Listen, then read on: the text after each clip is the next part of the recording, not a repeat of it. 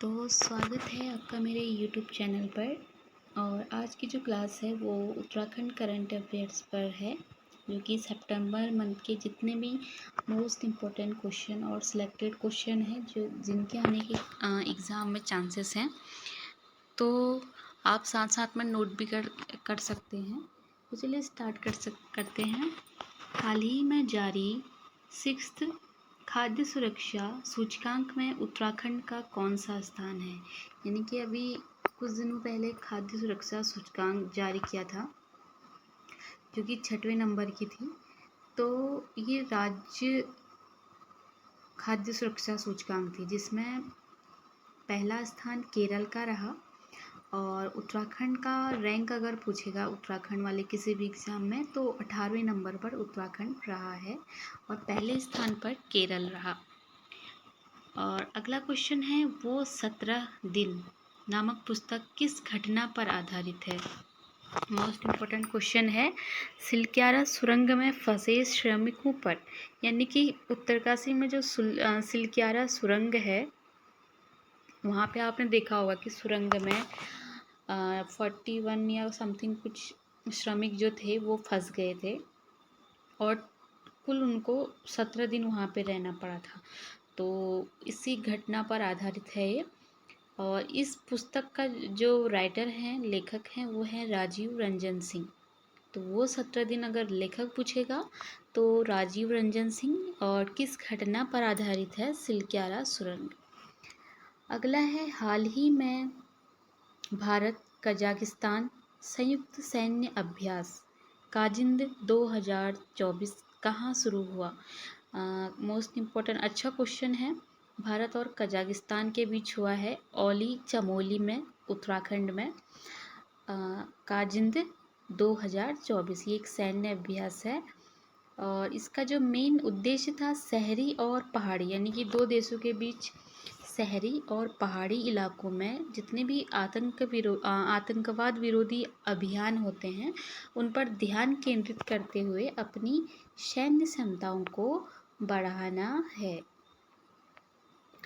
अगला है, हाल ही में उत्तराखंड के मुख्य न्यायाधीश के रूप में किसे नियुक्त किया गया है। तो अभी इन्होंने शपथ नहीं ली है। 10 अक्टूबर को, जो इससे पहले थी रितु बाहरी, जो कि उत्तराखंड की पहली महिला CGI भी थी। और इनको अभी जो सेवानिवृत्त होंगी ये 10 अक्टूबर 2024 को। और उसी दिन जो है नरेंद्र जी मुख्य न्यायाधीश के रूप में शपथ लेंगे उत्तराखंड के। तो चलिए आगे बढ़ते हैं। हाल ही में अंतर्राष्ट्रीय आयुर्वेद सम्मेलन का उद्घाटन कहाँ किया गया। अंतर्राष्ट्रीय आयुर्वेद सम्मेलन का उद्घाटन FRI forest research institute Dehradun, FRI Dehradun में इसका उद्घाटन हुआ है। 5th राज्य ओलंपिक खेलों में राज्य का कौन सा जिला पदक तालिका में प्रथम स्थान पर रहा।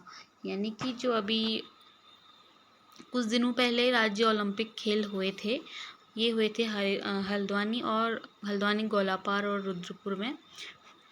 तो इसमें कौन सा स्थान, यानी कि सर्वाधिक जो पदक हैं वो किसने हासिल किए थे और पहले स्थान पर कौन रहा। तो देहरादून आपका पहले स्थान पर रहा। 178 टोटल इसके मेडल थे, जिसमें से 74 इसके गोल्ड रहे। और दूसरे स्थान पर है US नगर, जिसने 52 गोल्ड मेडल जीते। थर्ड स्थान पर है नैनीताल, जिसने 33 गोल्ड मेडल हासिल किए। तो पहले स्थान पर देहरादून, सेकंड US नगर और थर्ड पे नैनीताल। अगला है, हाल ही में राजभाषा गौरव सम्मान से किसे सम्मानित किया गया है।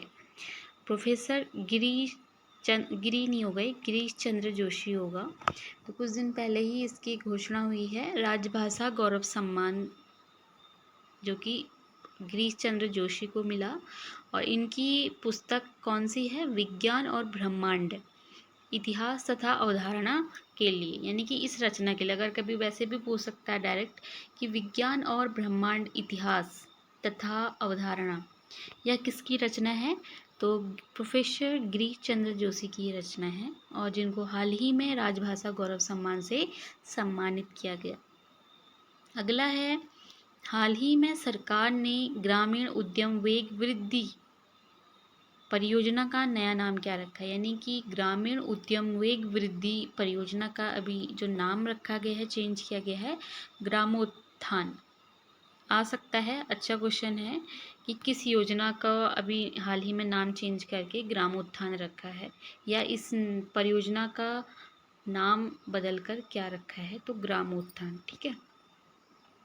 अगला है, पीएम सूर्य घर योजना में उत्तराखंड कौन से स्थान पर रहा? यानी कि जो पीएम सूर्य घर योजना है, उसके जितने भी आवेदन हुए, उन आवेदनों को पूरी तरह निपटारे में उत्तराखंड आपका पहले स्थान पर रहा। तो पूछ सकता है, यानी कि पीएम घर सूर्य घर योजना में जितने भी आवेदन होंगे किए होंगे, उसमें उसको पूरी तरह निपटारे में उत्तराखंड आपका पहले स्थान पर रहा। उत्तराखंड सरकार द्वारा एआई आर्टिफिशियल इंटेलिजेंट मिशन को सफल बनाने हेतु किस योजना की घोषणा की गई है? तो एआई मिशन को सफल बनाने के लिए सेंटर ऑफ एक्सीलेंस की योजना की घोषणा की गई है। दीदी दर्शन योजना का संबंध किसे है? अभी कुछ टाइम पहले ही ये उत्तराखंड गवर्नमेंट ने घोषणा की थी। तो दीदी दर्शन योजना का संबंध है, मतलब इस पर्यटन को बढ़ावा देने के लिए ये योजना लाई गई थी। अगला है, हाल ही में ट्रैक ऑफ द ईयर 2024 का अवार्ड किसे दिया गया? तो आपका सिंधला बुग्याल, जो कि व्यास घाटी और दारमा घाटी को जोड़ता है, पिथौरागढ़ में है।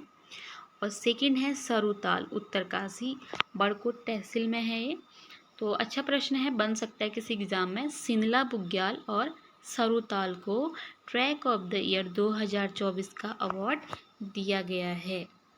और कभी कभी ये भी पूछता है कि कौन सा दर्रा व्यास घाटी और दारमा घाटी को जोड़ता है, तो ये आपका पिथौरागढ़ में है।